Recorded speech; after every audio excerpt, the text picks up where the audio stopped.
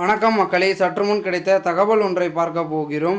அதாவது பெரும் படையுடன் அதிமுகவில் ஐக்கியமான முக்கிய புள்ளி, திடீர் திருப்பம், அதிர்ச்சியில் முக்கிய புள்ளிகள். இந்த ஒரு தகவலை பற்றி தான் நாம் பார்க்க போகிறோம். தகவலை பார்ப்பதற்கு முன்னதாக நீங்கள் நம்மளுடைய சேனலுக்கு புதிய பார்வையாளர்களாக இருந்தீர்கள் என்றால் மறக்காமல் நம்மளுடைய சேனலை சப்ஸ்கிரைப் செய்து வைத்துக் கொள்ளுங்கள் மக்களே.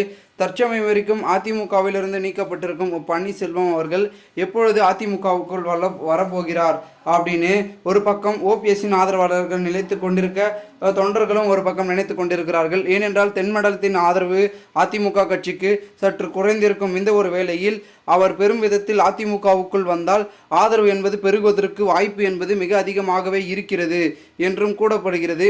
இந்த ஒரு சமயத்தில் ஆதரவை பெருகவும் அதிமுகவை பெரும்பான்மையுடன் தட்டி தூக்கவும் பார்த்திங்கன்னா பலவிதமான முயற்சிகளில் ஈடுபட்டு கொண்டிருந்தாலும் கூட ஒரு சில முக்கிய புள்ளிகள் அதிமுகவில், அதாவது மற்ற கட்சிகள் பிஜேபி போன்ற பார்த்திங்கன்னா ஒரு சில கட்சிகள் இருக்கவங்கலாம் பார்த்திங்கன்னா அதிமுகவில் இணைந்து தமக்கு பார்த்திங்கன்னா பெரும்பாரியாக சீட்டுகளோ பதவிகளோ பார்த்திங்கன்னா பெற்று பெரும் விதத்தில் இருந்து கொண்டிருக்கிறார்கள்.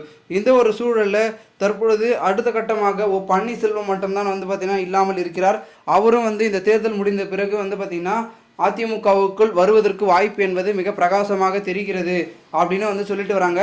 காரணம் என்னவென்றால், இந்த தேர்தல் முடிந்த பிறகு, அதாவது இந்த நாடாளுமன்ற தேர்தல் 2024 தேர்தல் முடிந்த பிறகு சட்டமன்ற தேர்தல் பார்த்திங்கன்னா வரப்போகிறது. 2024 பார்த்திங்கன்னா தமிழக முதலமைச்சர் பார்த்திங்கன்னா தேர்வு செய்யக்கூடிய தேர்தல் வரப்போகிறது. அதில் அதிமுக பெரும்பான்மையுடன் வெற்றி பெறணும். ஓகேங்களா? கடந்த முறை அதிமுக பெரும் தோல்வியை சந்தித்த நிலைமையில் அதை திராவிட முன்னேற்ற கழகம் வெற்றியை பதிச்சு விட்டார்கள். அதனை தட்டி தூக்கும் விதமாக நம்மளுடைய அதிமுகவை கீழுக்கு தள்ளி நம்ம முன்னுக்கு வரணும் அப்படின்றதுக்காக அனைவரும் ஒன்றுபட வேண்டும் என்பதற்காகவும் சசிகலா அவர்கள் பலவிதமான விஷயங்களை தொடர்ந்து பேசி வருவதாகவும் கூறப்படுகிறது.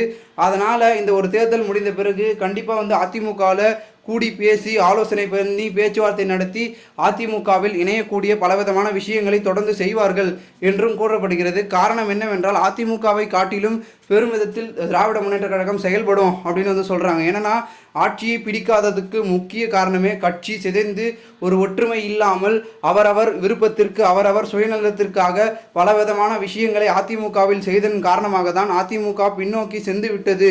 அதனை மீட்டுருவாக்கம் செய்ய வேண்டும். அதிமுகவை புரட்சித் தலைவர் எம்ஜிஆர் அவர்களும் செல்வி ஜெயலலிதா அவர்கள் கட்டி காப்பாற்ற நிலையை கொண்டு வர வேண்டும் என்ற ஒரு நோக்கத்தில் அனைவரும் அதிமுகவில் ஐக்கியமாகி பெருமிதத்தில் அதிமுகவை மீட்டு உருவாக்கம் செய்ய போகிறார்கள் என்ற ஒரு தகவலும் வெளியாகி கொண்டிருக்கிறது. இந்த ஒரு சூழலில் பெருமிதத்தில் இருந்தாலும் கூட யதார்த்தமாகவும் உண்மையாகவும் இதாக பார்க்கப்படுகிறது.